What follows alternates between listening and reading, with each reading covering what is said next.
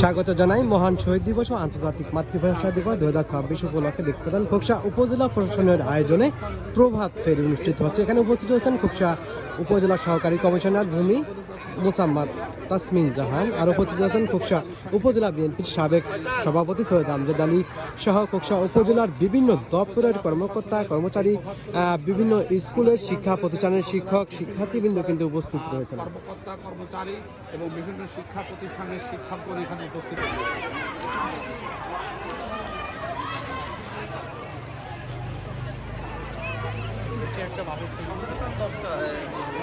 সবগুলো না পার হয়ে যাবে না।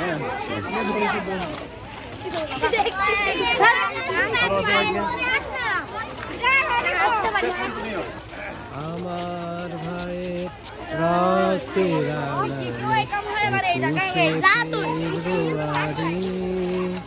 আমি কি